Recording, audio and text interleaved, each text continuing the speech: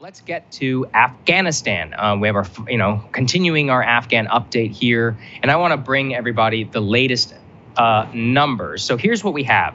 The updated evacuation numbers from the White House. This is as of this morning, 3 a.m. Eastern Standard Time, for over August 23rd to August 24th, so in a 24-hour period, 21,600 people were evacuated from Kabul. There were 37 U.S. military flights, 32 C-17s, 5 C-130s, which carried 12,700 evacuees, 57 coalition flights, which carried 8,900 people. So that is well over the target, Krystal, for the entire coalition of 5,000 to 9,000 per day, which the White House says is what they need in order to get everybody out by August 31st.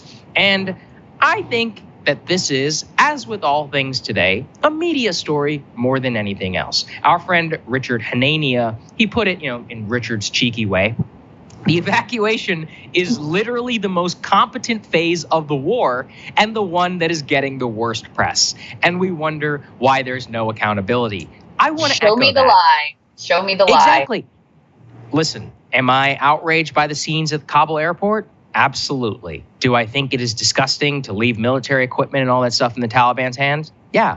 But I would be remiss if I did not tell you that the current evacuation is going 10 times better than the war itself. And I am just so sick of hearing posturing from people who have been silent for the last 20 years, who don't know. If you're outraged at the scenes of Kabul or leaving, equipment in Taliban hands, where were you while the special inspector for Afghan reconstruction was putting out reports over the last decade revealing all of the equipment, billions of dollars that fell into the hands of the Taliban, the corruption of the Afghan national security forces, how quickly the Afghan government was collapsed? You could see the corruption there stark night and day, not to mention the millions of Afghans who were killed or wounded, or the thousands of American soldiers who were killed or wounded as well. The actual prosecution of the war was way worse than this current evacuation. And that's what I want people to wrap their minds around. Yes, the evacuation's going bad. Now imagine 10 times worse.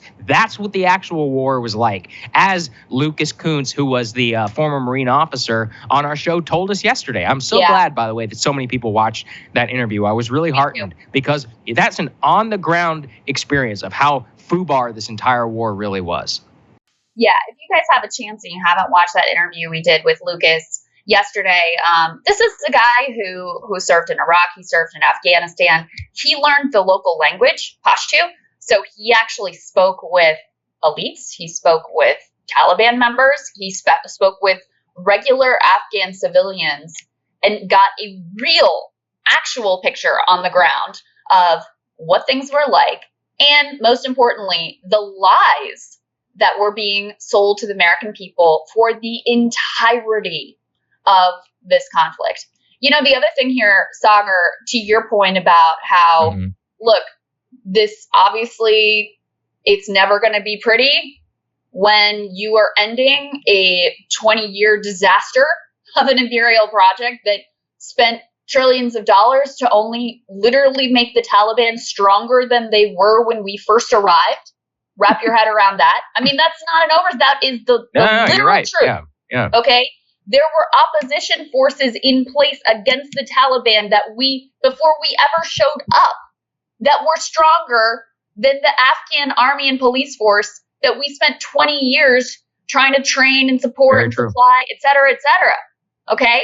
So that's the reality of Afghanistan. And frankly, there are numbers that indicate the last week, since we've withdrawn and tried to get our people out and are having significant success, frankly, being able to do that, has been less violent than the week before, according to the numbers that are available. I mean, that tells you everything, right? Their outrage is so incredibly selective. Where were they for these past 20 years? They didn't care, and they don't care now. They're just cynically manipulating people's humanitarian instincts in order to try to perpetuate a war and a conflict that is completely unjustifiable by anyone at this point.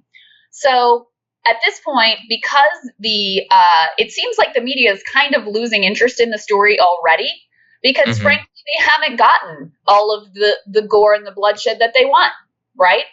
You Yes. said it yesterday, and this may be harsh but true, but it feels sometimes like they're hoping for an ISIS attack. No, they want slaughter. That's what they want. They're hoping for the Taliban to, publicly behead someone for wearing Western clothing or whatever. Like, that's how sick this is.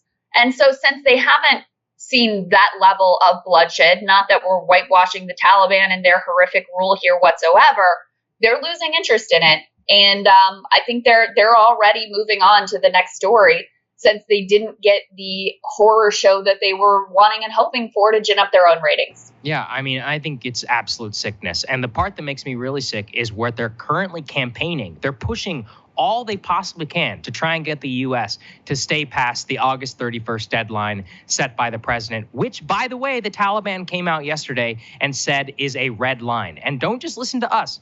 Britain's own ambassador to Afghanistan told his government staying past August 31st is a very high-risk endeavor. And yet, yesterday, that was all the press wanted to push on to Jake Sullivan whenever he was giving a briefing. Let's take a listen to what he said.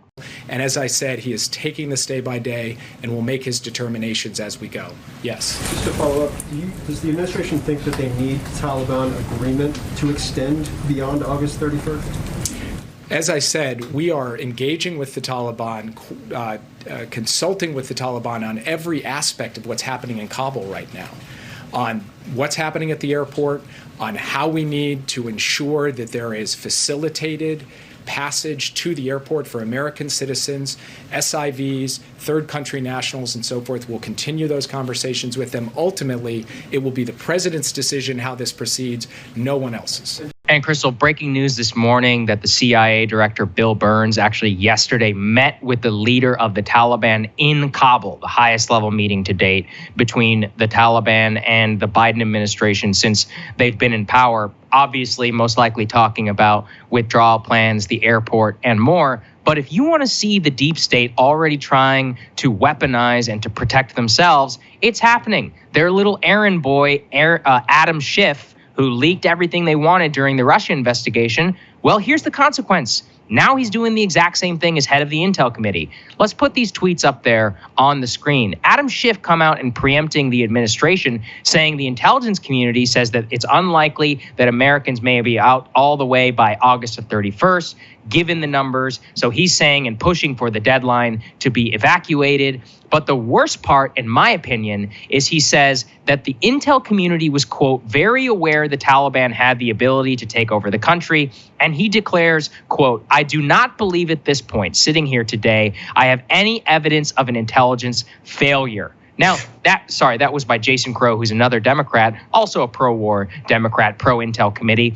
As you pointed out in your excellent monologue, Krystal, the CIA director was traveling while this was happening. There's no way he would have been doing that if he thought that the country was going to collapse. There is no realm of possibility where the intelligence community predicted 100% that this was going to happen. They are simply trying to cover their own ass and put this all with the political consequences onto the White House. And to see their little janitors in Congress like Adam Schiff just put this stuff out there completely without any chagrin, without any, skepticism of what they're hearing. This is a final consequence of Russiagate, which is that they have made themselves stenographers for the intel community, the very lawmaker who is supposed to be looking over them right now.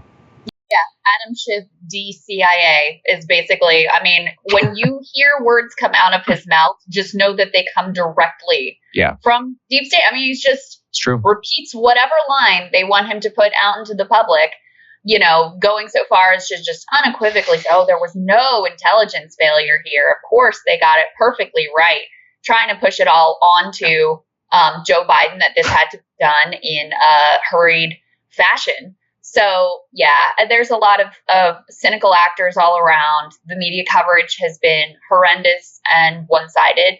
And the moment that they don't get the story that they want out of it, they're going to move on to something else and forget that Afghanistan ever existed like they did for the past 20 years. Yeah, no, that's right. We were looking, you were saying they mentioned it like 5 times only, 20 minutes that they spent on the media coverage. It goes back even more years. Over the last 5 years, they barely spent any time whatsoever. And now they're all, logistics experts on withdrawal from Kabul. It makes me, it just makes me so mad just watching these people, because we know that they don't care. And really what they're wishing for is a bad outcome. Hey guys, thanks so much for watching. That's right. Just as a reminder, you can become a premium subscriber today. Watch the full show completely uncut, our reactions to each other's monologues. You get to listen to it. You get to ask us questions, all that good stuff. Link is right there in the description or at breakingpoints.com. Best of all, great way to say screw you to the mainstream media.